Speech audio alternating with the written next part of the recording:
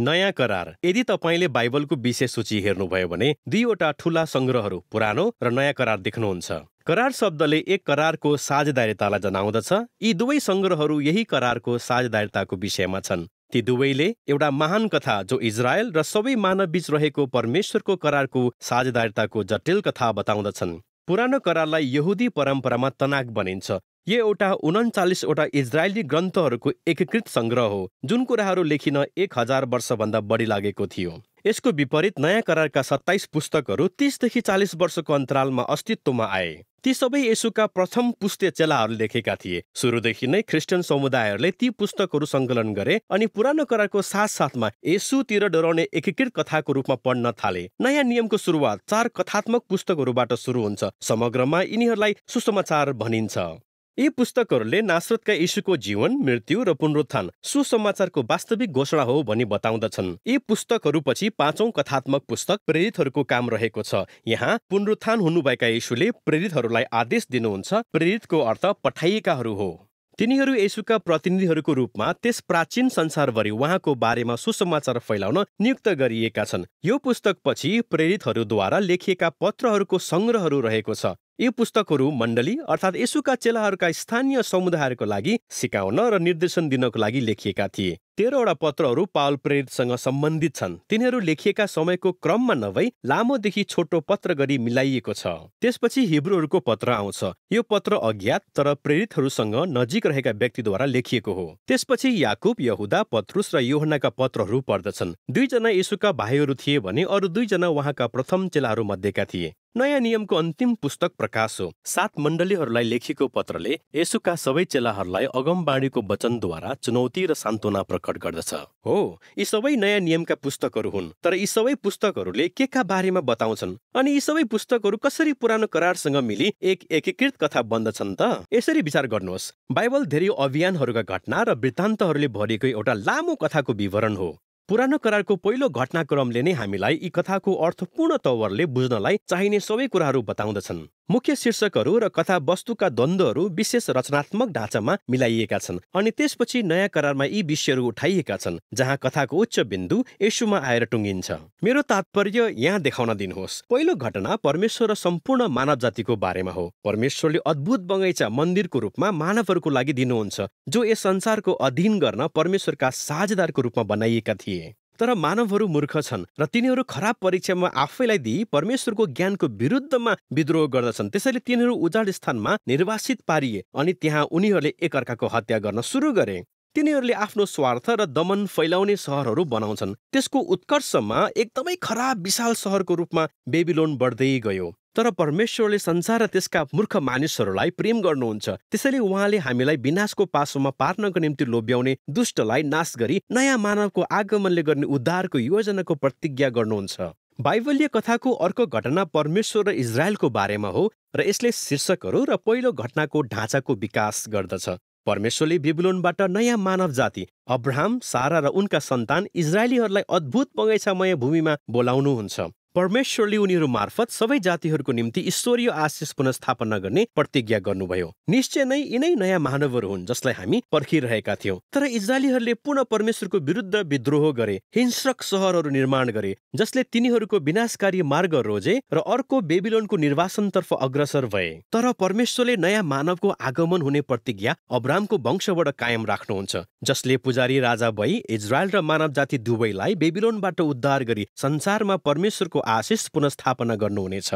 अब ध्यान दिनुहोस् कि यी दुवै घटनाहरू कसरी एउटै ढाँचा अनुसार रचना गरिएका छन्। दोस्रो घटना पहिलोको भन्दा लामो र अधिक हिंस्रक छ अनि तिनीहरू दुवैले मानवको दुःखद अवस्था प्रकट गर्दछन्। साथै ती घटनाहरूले परमेश्वरको प्रतिज्ञालाई जोड दिएका छन् जुन घटना पुरानो करारका अगमवक्ता र कविहरूले बढी विकास गरेका छन्। अगमवक्ताहरूले इजरायल र सबै जातिहरूलाई उनीहरूको दुष्कर्मको दोष लगाए अनि घोषणा गरे कि एक दिन परमेश्वर आफैले प्रभुको दिन ल्याउन र संसारलाई बेबिलोनबाट छुटाउन आउनुहुनेछ। यो कार्य उहाँले प्रतिज्ञा गरिएको राजकीय पुजारीको माध्यमबाट गर्नुहुनेछ जसले दासले झैं कष्ट भोग्नुहुनेछ, इजरायल र सम्पूर्ण मानव जातिको पापको निम्ति मर्नुहुनेछ, तर त्यसपछि उहाँ जातिहरूमाथि राजाको रूपमा उच्च पारिनुहुनेछ। उहाँले अरूहरूलाई बेबिलोन छोड्न र नयाँ करारका मानिसहरूसँग जोडिन बोलाउनुहुनेछ जसले परमेश्वरसँग साझेदार भई नयाँ यरुशलेममा शासन गर्नेछन् जुन नयाँ सृष्टि हो। अनि पुरानो करार एउटा नयाँ घटनाको प्रतीक्षाको निचोडका साथ समाप्त हुन्छ। अब जब तपाईँ नयाँ करारमा फर्कनुहुन्छ, त्यही पुरानो कथा निरन्तर येशूमा अगाडि बढिरहेको छ। आउनुहोस् यो कसरी हुन्छ भनी हेरौँ। 4 सुसमाचारका पुस्तकहरूले नासरतका येशूलाई प्रतिज्ञा गरिएका अब्राहमका पुत्र, जसले जातिहरूलाई परमेश्वरको आशिष दिनुहुने, र नयाँ मानव जसले दुष्टलाई परास्त गर्नुहुने र मानवतालाई पुनर्स्थापना गरी परमेश्वरसँगको साझेदारीमा ल्याउनुहुने व्यक्तिको रूपमा प्रस्तुत गरेको छ। त्यसैले येशूलाई अझ धेरै कुराको साथ मानवको रूपमा प्रस्तुत गरिएको छ। उहाँले परमेश्वरको प्रतिज्ञा गरिएको राज्यको आगमनको घोषणा गर्दै हिँड्नुभयो अनि इजरायलको ईश्वरीय राजाले झैँ बोल्नुभयो र व्यवहार गर्नुभयो। तर येशूले आफैलाई राजाको सट्टा मानिसको पुत्र भनी सम्बोधन गर्नुभयो, अर्थात् एक मानवको रूप जसले दास सरह काम गर्नुहुनेछ। सुसमाचारका पुस्तकहरूले दाबी गरेका छन् कि येशूमा इजरायलका परमेश्वर विश्वासयोग्य इजरायली र साँचो मानव हुनुभयो, जो हामी हुनुपर्ने थियो तर हुन असफल भयौं। येशूको मिसन भनेको त्यो स्वार्थीपन, हिंसा र मृत्युको प्रलोभनमा फसाउने अन्धकारमय दुष्टलाई रोक्नु थियो। तर त्यो प्रकारको दुष्टलाई तपाईँ कसरी परास्त गर्नुहुन्छ? यी सुसमाचारहरूमा आश्चर्यजनक उत्तर यो छ कि येशूले हाम्रो दुष्टतालाई आफ्नो विरोधाभासपूर्ण सिंहासन अर्थात् क्रुसमा, जहाँ आफूलाई मार्न अनुमति दिनुभई मानव जातिको दुष्टता र पापको लागि मर्नुभयो र विजयी हुनुभयो। अनि उहाँ आफैले सिकाउनु भए अनुसार जीवन बिताउनुभयो। अहिंसा, क्षमादान र बलिदानपूर्ण प्रेम जस्ता शिक्षाहरू संसारमा सबैभन्दा शक्तिशाली कुराहरू हुन्। अनि परमेश्वरको यस संसारप्रतिको आफ्नो प्रेम हाम्रो दुष्टता वा मृत्युभन्दा शक्तिशाली छ, किनकि येशू नयाँ जीवनमा पुनरुत्थान हुनु नयाँ मनुष्यत्वको नमुना थियो। अनि यसले हामीलाई प्रेरितको कथातर्फ डोर्याउँछ। पवित्र आत्माद्वारा परमेश्वरले येशूका चेलाहरूलाई संसारमा येशूको जीवन र प्रेम फैलाउन शक्ति दिनुहुन्छ, जसै उनीहरूले मानिसहरूलाई आफ्नो पुरानो मनुष्यत्व त्याग्न र नयाँ मानव भई येशूको बहुजातीय परिवारमा सामेल हुन आमन्त्रित गर्दछन्। प्रेरितहरूले लेखेका पत्रहरू यस कथामा यही नै मिल्न आउँदछन्। यही ठाउँमा प्रेरितहरूले तत्कालीन ख्रिस्टियन समुदायहरूलाई सम्बोधन गरी यो देखाउँदछन् कि पुनरुत्थान हुनुभएको राजा येशूको सुसमाचारले कसरी इतिहास परिवर्तन गर्दछ र हाम्रो जीवनको प्रत्येक भागलाई नयाँ रूप दिँदछ। उनीहरूले सुसमाचारको वर्णन, पुरानो करारका कथाहरू र येशूका जीवनीहरूबाट निरन्तर प्रचार गरे अनि कसरी यी बाइबलीय कथाहरूमा हामी आफ्नै जीवनका कथाहरू देख्न सक्छौं भनी देखाए। सम्पूर्ण मानव जाति बेबिलोनको निर्वासनको पासोमा पर्यो, तर येशू नयाँ घरको सृष्टि गर्न आउनुभयो। हामी सबै स्वार्थी र पाप जस्ता विभिन्न प्रकारका मिश्र देशको दासत्व जस्ता कुराहरूमा जिरहेका थियौं, तर येशूले हामीलाई स्वतन्त्र गरी प्रतिज्ञाको देशमा लैजान निस्तारको थुमाको रूपमा मर्नुभयो। हाम्रो पुरानो मानवता मृत्युको धुलोसँग बाँधिएको छ, तर येशूको पुनरुत्थानले नयाँ मानवताको लागि नयाँ भविष्य खोलिदिएको छ। हामी यहाँ वर्तमान दुष्ट युगमा बाँचिरहेका छौं, तर येशू र पवित्र आत्माद्वारा नयाँ सृष्टि अहिले यहाँ प्रस्फुटन भएको छ। अब यसले हामीलाई प्रकाशको पुस्तकतर्फ लैजान्छ, जहाँ सम्पूर्ण बाइबलीय कथाहरू सँगसँगै शक्तिशाली, अलङ्कारिक तथा चित्रात्मक रूपमा प्रस्तुत गरिएको छ।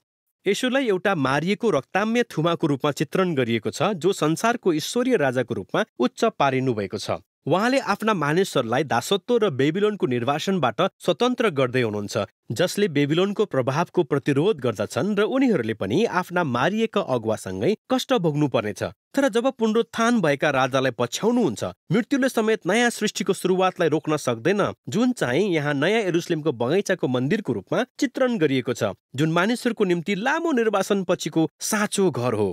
अनि यसरी बाइबलको अन्तिम पृष्ठमा स्वर्ग र पृथ्वीको पुनर्मिलन हुन्छ। नयाँ मानवहरूले बाइबलको पहिलो पृष्ठमा भनिए चाहिँ परमेश्वरको प्रेम र शक्तिमा एकसाथ संसारको शासन गर्छन्। नयाँ करार यिनै दस्तावेजहरूको एक उल्लेखनीय संग्रह हो। यिनीहरूले प्रेरितहरूको गवाईलाई प्रतिनिधित्व गर्दछन्, जसले हामीलाई पुनरुत्थान हुनुभएका येशूलाई देखाउँदछन्। अनि परमेश्वरका आत्माद्वारा यी मानवीय शब्दहरूले पहिलोदेखि 21औं शताब्दीसम्म ईश्वरीय आशाका वचनहरू बोलिरहेका छन्। प्रत्येक पुस्तकले यो देखाउँदछ कि कसरी येशू र पवित्र आत्माद्वारा परमेश्वरले हाम्रो संसारलाई नवीकरण गर्ने नयाँ सृष्टिको मुख्य लक्ष्यतर्फ डोर्याउँदछ। तसर्थ कथाको अन्त्य वास्तवमै नयाँ कथाको सुरुवात हो, जुन अझै बताउन बाँकी नै छ। यही नै नयाँ करारको वृत्तान्त हो।